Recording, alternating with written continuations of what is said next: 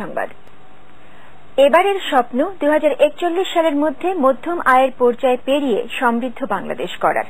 দশম জাতীয় সংসদ নির্বাচনী ইশতেহারে এই স্বপ্নের কথা বলে নৌকায় ভোট চেয়েছেন আওয়ামী লীগ সভানেত্রী শেখ হাসিনা। তিনি প্রতিশ্রুতি দিয়েছেন সুশাসন, জনগণের ক্ষমতায়ন আর গণতন্ত্র এবং সমৃদ্ধির পথে বাংলাদেশকে এগিয়ে নেবে মুক্তিযুদ্ধের নেতৃত্ব দানকারী দল আওয়ামী লীগ। প্রধান বিরোধী দলের সরকার বিরোধী আন্দোলনের মাঝেই নির্বাচনের 7 দিন আগে আওয়ামী লীগ ঘোষণা করেছে দশম জাতীয় সংসদ নির্বাচনের ইশতেহার। বঙ্গবন্ধু আন্তর্জাতিক সম্মেলন কেন্দ্রে আয়োজিত অনুষ্ঠানে ঘোষিত 48 পৃষ্ঠার ইশতেহারে দেশকে একটি সুন্দর আগামীর দিকে এগিয়ে নিয়ে যাওয়ার সুপরিকল্পিত উন্নয়ন কাঠামো তুলে ধরেন প্রধানমন্ত্রী শেখ হাসিনা।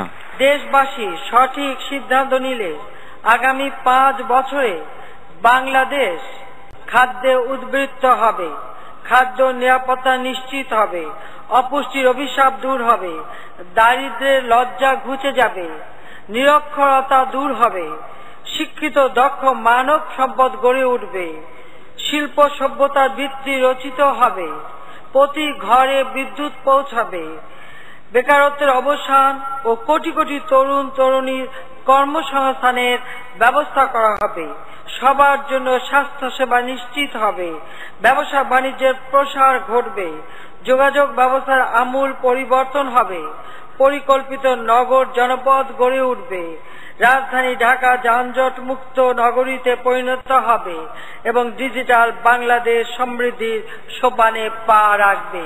সাম্প্রদায়িকতা আর জঙ্গিবাদ দূর করে যুদ্ধাপরাধীদের বিচার শেষ করার পাশাপাশি আন্দোলনের নামে মানুষ হত্যা আর রাস্তার গাছ কাটার বিচারের পরিকল্পনা আছে নির্বাচনী ইশতেহারে।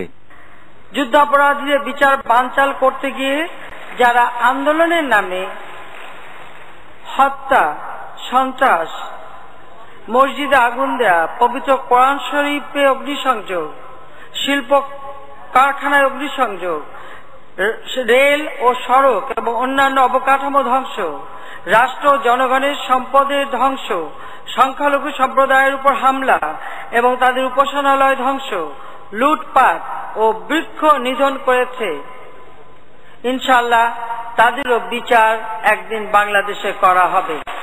দশম জাতীয় সংসদ নির্বাচনের ইশতেহার তরুণ প্রজন্মের জন্য উৎসর্গ করে আগামী নির্বাচনে দেশবাসীর কাছে নৌকায় ভোট চান আওয়ামী লীগ সভানেত্রী। অতীতের মতো এবারও আমরা আপনাদের অকুণ্ঠ সমর্থন চাই। আপনাদের ভোটে আরেকবার দেশ সেবার সুযোগ চাই। স্বাধীনতা ও মুক্তির প্রতীক নৌকা মার্কা, এই নৌকা মার্কায় আপনারা ভোট দিন। একটি সুদূর প্রসারী ইশতেহারের মাধ্যমে নবম জাতীয় সংসদ নির্বাচনে জনগণের মধ্যে চমক সৃষ্টি করেছিল আওয়ামী লীগ।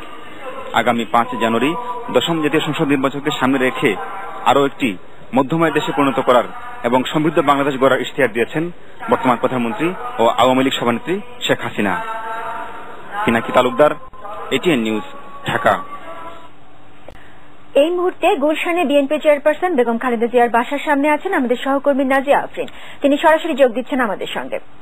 নাজিয়া, কিছুক্ষণ আগে তো আওয়ামী লীগের নির্বাচনী ইশতেহার দেওয়া হয়েছে, তো এ ব্যাপারে বিএনপির কোনো প্রতিক্রিয়া কি জানতে পেরেছেন আপনি? উর্মি, যেমনটি বলছিলেন আপনি, আসলে আওয়ামী লীগের নির্বাচনী ইশতেহারের বিষয়টি নিয়ে আমরা কথা বলার চেষ্টা করেছি বিএনপির নেতাকর্মীদের সাথে।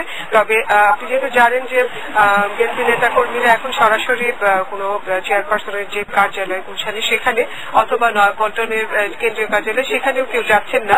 গ্রেপ্তার এড়ানোর জন্যই তারা আসলে নিরাপত্তা, তাদের নিজেদের নিরাপত্তার স্বার্থেই তারা এই কাজটি করছেন। তবে টেলিফোনে তাদের সাথে আমাদের কয়েকজন নেতাকর্মী কথা হয়েছে এবং তারা আমাদেরকে যেটা জানিয়েছেন যে আওয়ামী লীগের যে নির্বাচনী ইশতেহার তারা দেখেছেন এবং শুনেছেন মিডিয়ার মাধ্যমে, সেটা থেকে তারা আমাদেরকে বলেছেন যে সরাসরি আসলে যেহেতু এই নির্বাচন একতরফা ভাবে হচ্ছে এবং এই নির্বাচনের তাদের কাছে একেবারে অমূলক, কাজে এই নির্বাচনী ইশতেহার সেটা একটু তামাশা ছাড়া আর কিছুই নয়। কাজে নির্বাচনী ইশতেহার নিয়ে তাদের কোনো প্রতিক্রিয়া নেই, জানানোর প্রয়োজন নেই বলে তারা আমাদেরকে জানিয়েছেন এবং বলছেন যে আসলে এই ধরনের একটি পাতানো নির্বাচন এবং তামাশাপূর্ণ নির্বাচন, যে নির্বাচনে সাধারণ মানুষের অংশ অংশগ্রহণের ব্যাপারে তারা ধারণা করছেন যে ব্যাপারে জনসাধারণের অংশগ্রহণের ইচ্ছা নেই। তো সেই নির্বাচনী ইশতেহার নিয়েও সাধারণ মানুষের মনে আসলে তেমন কোনো প্রতিক্রিয়া সৃষ্টি হবে না বলে তারা ধারণা করছেন। এবং আপনাকে আপনার মাধ্যমে আমি আরো জানিয়ে রাখছি যে এই যে কালকে যে 29শে ডিসেম্বর যে কর্মসূচি রয়েছে